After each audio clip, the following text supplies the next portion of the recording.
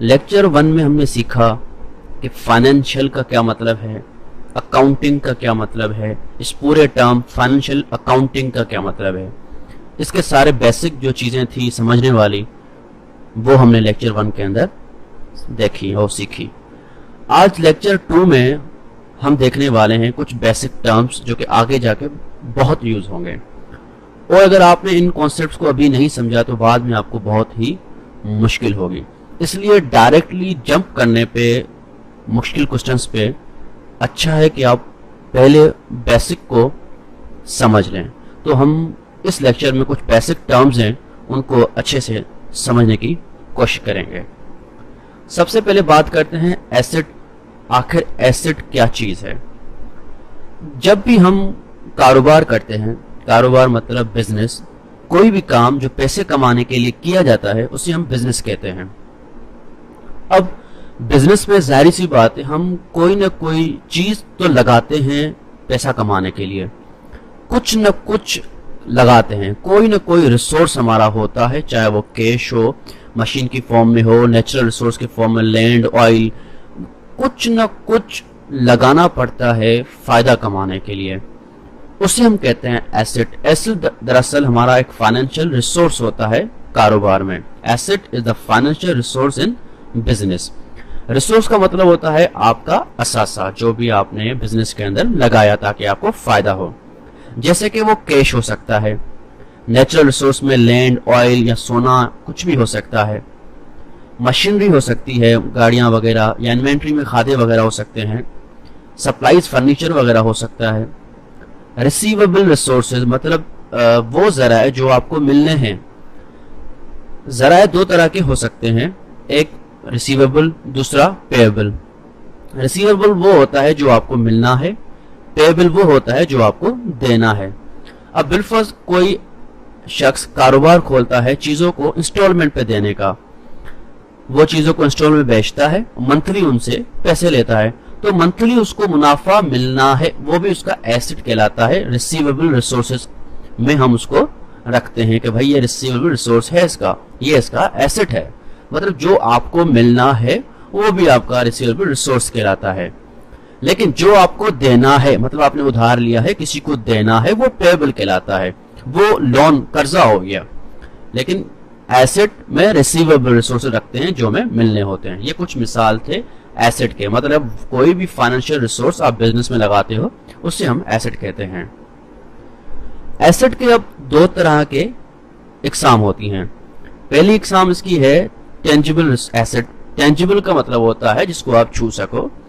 Tangible asset को हम ये कहते हैं कि भाई वो असासा जिसकी एक फिजिकल अपीयरेंस हो, जिसको हम देख सकें, उसे कहते हैं tangible asset. Tangible asset is the asset that has physical appearance. जैसे कि हमारा कैश हो गया, नेचुरल रिसोर्स हो सकते हैं, मशीनरी, सप्लाईज वगैरह हो सकती हैं, रिसीवेबल रिसोर्स जो हमें दिखाई देगा वो भी हो सकता है। इनटेंजिबल एसेट जिसको हम छू नहीं सकते, जिसकी कोई फिजिकल अपीयरेंस नहीं होती, that is not physical appearance. अब उसकी मिसाल होती है कॉपीराइट या गुडविल। गुडविल कोई फ्रंट शॉप होता है, वो हमेशा महंगा बिकता है गुडविल की वजह से, या कोई पहले से काम कर चुका होता है किसी बिजनेस में, बाद में उसको सेल करता है, तो वो अपना भी देखता है कि भाई मैंने इस बिजनेस को इतना चलाया है, मेरी इतनी रेपुटेशन हो चुकी है, इतनी मेरी गुडविल बन चुकी है, मैं इसको इतना महंगा बेचूंगा, वो अपनी गुडविल भी लगाता है और वो भी उसका एसेट कहलाता है। भाई इसका एसेट है तभी दे रहा है। तो कॉपीराइट भी इस तरह इनटेंजिबल एसेट में आता है। तो दो तरह के एसेट थे जो कि हमने देखे। अब बात करते हैं लायबिलिटीज।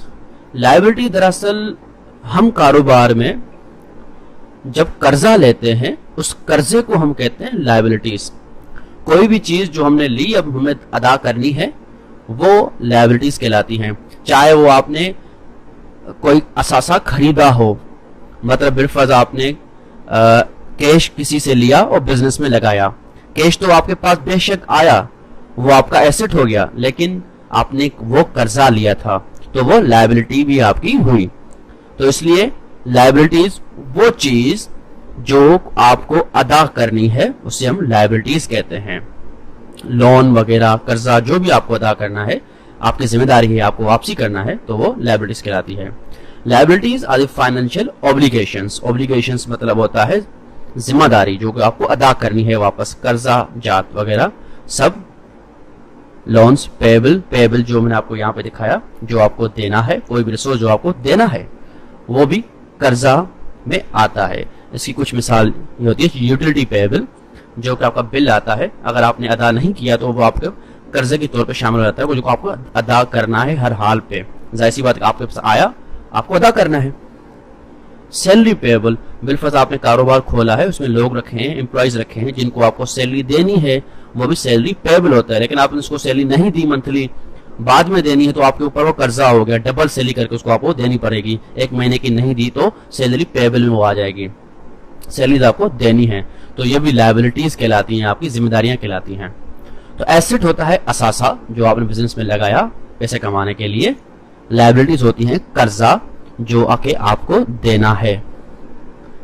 तीसरा टर्म आता है रेवेन्यू। रेवेन्यू मतलब जो आपने कमाया बिजनेस में। Revenue is the amount earn in business. आप जो भी चीज लगाओगे उस पर आप रेवेन्यू मतलब जो कमाते हो उसको उसका नाम दोगे। बिलफर्ज आप कोई चीज सेल करते हो, बेचते हो, तो उसका नाम दोगे सेल रेवेन्यू। सेल रेवेन्यू क्या होगा? जो कि सेल्स पे आप कमाओगे। इंटरेस्ट रेवेन्यू जो कि आप इंटरेस्ट पे कमाओगे। जिस तरह बैंक होता है वो हमें कर्जा देता है, फिर इंटरेस्ट के जरिए वो हमसे कमाता है, तो वो इंटरेस्ट रेवेन्यू का नाम उसको यूज करेगा। Interest revenue earn on interest, जैसे कि बैंक्स वगैरह कमाते हैं। सर्विस रेवेन्यू, मैं किसी के लिए काम करता हूँ, कोई भी उसके लिए एक्टिविटी परफॉर्म करता हूँ तो उससे पैसे लेता हूँ। प्लम्बर्स हैं जो हमारे घर आते हैं, काम करते हैं, फिर हमसे पैसे लेते हैं, वो सर्विस रेवेन्यू ले रहे हैं। या सॉफ्टवेयर हाउसेज हैं, वो किसी को वेबसाइट बना के देते हैं, वो भी सर्विस रेवेन्यू कहलाता है कि वो अपनी सर्विस प्रोवाइड करते हैं। तो रेवेन्यू अर्न ऑन सर्विस वो सर्विस रेवेन्यू कहता है। रेंटल रेवेन्यू, आपने बिलफर्ज किसी को रेंट पे घर दिया हुआ है, वो उससे आप रेवेन्यू कमा रहे हो, वो रेंटल रेवेन्यू कहता है। Revenue earn on rent. तो जिस चीज पे, ये मिसाल थे, आप जो भी कमाओगे, जिस चीज पे कमाओगे उसका नाम दोगे। तो दरअसल रेवेन्यू होता क्या है? बिजनेस के अंदर जो आप कमाते हो उसे हम रेवेन्यू कहते हैं। एक्सपेंस होता है खर्चा, लागत, जो आपने लगाया, खर्चा किया ताकि आपको फायदा हो, ताकि आप कुछ कमाओ। Expense is the amount paid to produce the revenue in business. कारोबार के अंदर आपको फायदा हो, कुछ कमाओ, उसके लिए आप कुछ न कुछ खर्चे करते हो। वो सारे खर्चे, वो सारी लागत आपकी एक्सपेंस कहलाती है। अब आप जो खर्चा करोगे उसका नाम दे दोगे। बिलफर्ज बात करते हैं सैलरी एक्सपेंस। आपने लोग रखे हुए, सबको आपको पैसा तो देना है, आपको सबको सैलरी तो देनी है, वो सैलरी एक्सपेंस कहलाता है। पेइंग सैलरीज टू एम्प्लॉइज, ये सैलरी एक्सपेंस होता है। लेकिन आपने मंथली उसको सैलरी नहीं दी, अगले महीने देने वाले हो, तो वो सैलरी पेबल में आ जाएगा, जो कि आपकी लायबिलिटीज कर्जा हो जाएगी। मंथली तो आप दे रहे हो तो एक्सपेंस है, लेकिन आपने उसको नहीं दी मंथली, तो आपके ऊपर वो जिम्मेदारी हो गई कि आपको उसको देनी है हर हाल में, वो आपका कर्जा हो गया। लेकिन ये सैलरी एक्सपेंस है क्योंकि आप उसको दे रहे हो। जब आप उसको दे दोगे वो एक्सपेंस, जब आप लायबिलिटी अदा कर देते हो तो वो खुद बे खुद एक्सपेंस हो जाती है। कर्जा आपने जमा कर दिया, कर्जा दे दिया, तो वो खर्चा हो गया। अब है यूटिलिटी एक्सपेंस। यूटिलिटी एक्सपेंस मतलब आप बिल्स पे करते हो, वो भी आप खजाइसी बात है। आप कारोबार खोलते हो, उसमें हर चीज के बिल आते हैं आपको, वो भी यूटिलिटी एक्सपेंस कहलाता है। मेंटेनेंस एक्सपेंस, जाहिर सी बात है, मेंटेनेंस का एक्सपेंस जो भी कारोबार में होगा वो मेंटेनेंस एक्सपेंस कहलाएगा। इस तरह इनकम टैक्स भरते हो, उसका वो इनकम टैक्स एक्सपेंस कहलाएगा। आप एडवर्टाइजिंग करते हो अपने कारोबार की, उस पर जो खर्चा होगा उसको एडवर्टाइजिंग एक्सपेंस कहलाएगा। ये जो है छठा, डिप्रिसिएशन एक्सपेंस। ये क्या चीज होती है? सबसे पहले डिप्रिसिएशन जो वर्ड है, इसका मतलब होता है कीमत या आपके अमाउंट, किसी भी चीज की कदर में कमी आना। आपने एक सेल परचेज का काम करते हो, मोबाइल वगैरह बेचते हो, जाहिर सी बात है, तो क्या होगा कि 1 साल के बाद, 2 साल के बाद उसकी कीमत में कमी आएगी। अगर किसी चीज की कीमत में कमी आती है, हम उसे कहते हैं डिप्रिसिएशन। तो जाहिर सी बात है, आप सोचो अगर आपने मोबाइल ले लिया 7,000 का, 1 साल के बाद आपको मोबाइल 5,000 रुपए का है, अब आप बेचने वाले हो, तो आप सोचो कि 2,000 का तो आपने खर्चा कर दिया उसको, मतलब वो एक्सपेंस जो कॉस्ट आपने 1 साल के अंदर उसकी कीमत में कम हुई वक्त के हिसाब से, वो डिप्रिसिएशन एक्सपेंस आपका आ गया कि आपने इतना एक्सपेंस कर लिया। तो इसलिए हम डिप्रिसिएशन एक्सपेंस एलोकेट कर देते हैं कि भाई रख लेते हैं कि 1 साल में इसका इतना होता है, एक साल में इतना का खर्चा आएगा, तो वो डिप्रिसिएशन एक्सपेंस कहलाता है।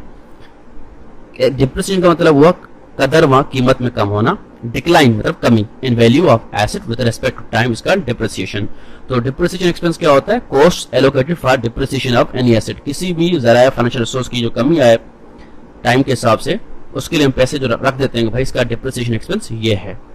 और डिप्रिसिएशन एक बहुत ही बड़ा इंपॉर्टेंट टॉपिक है जिसको हम आगे जाके और डिटेल में पढ़ेंगे कि हम इसको कैलकुलेट कैसे करते हैं, किस तरह निकालते हैं, किस तरह पता चलेगा कि किसकी कीमत कितनी कम होने वाली है, वो भी हम कैलकुलेशन करते हैं।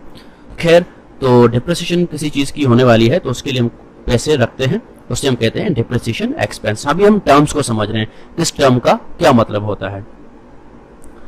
इसके बाद आता है इनकम। इनकम मतलब होता है आमदनी।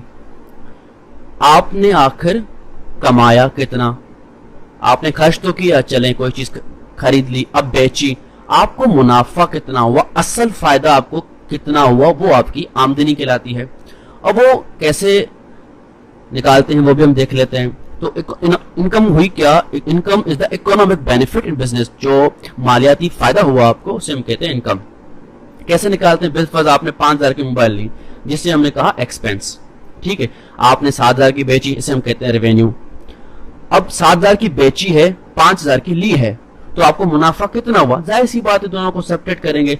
7,000 में से 5,000 के 2,000, तो ये जो 2,000 बचे इसे हम कहते हैं income. Income equal to revenue minus expense, revenue minus expense, revenue minus expense, ये हमारा क्या हुआ? इनकम हुई। तो इस तरह आमदनी निकालते हैं भाई आप कितना कमा रहे हो। लेकिन आपका बहुत बड़ा बिजनेस है, बहुत सारी मोबाइल्स बेचते हो, तो टोटल इनकम कैसे निकालेंगे, जिसे हम कहते हैं नेट इनकम। टोटल इनकम कैसे निकालेंगे, नेट इनकम कैसे निकालेंगे? तो भाई सीधी सी बात है, नेट इनकम निकालने के लिए आपको सबसे पहले नेट रेवेन्यू निकालना पड़ेगा। सारी अर्निंग जो भी है आपकी, सारी रेवेन्यू जो भी है आपका, आप सम करो, उसको जमा करो। उसके बाद सारे एक्सपेंस का जो भी आपने खर्चे किए हैं उनको जमा करो, फिर आप आपस में इनको माइनस करो, तो इस तरह नेट इनकम निकल जाएगी। Net income is equal to net revenue minus net expense. तो इस तरह आपने सीखा बेसिक टर्म्स जो कि फाइनेंशियल अकाउंटिंग में यूज होते हैं। अगले लेक्चर में हम सीखेंगे ऑनर्स इक्विटी। वो बहुत बड़ा सा टर्म है, मैंने इसको इस लेक्चर में इसलिए नहीं रखा क्योंकि उसमें उसके अंदर बहुत सारी चीजें आ जाती हैं, तो उसके लिए ये चीजें समझना भी जरूरी थी, तो उसको मैंने लेक्चर 3 में रखा, ऑनर्स इक्विटी, जो कि बहुत ही इंपॉर्टेंट टॉपिक है। थैंक यू, आपके लिए इतना, and yes, don't forget to subscribe.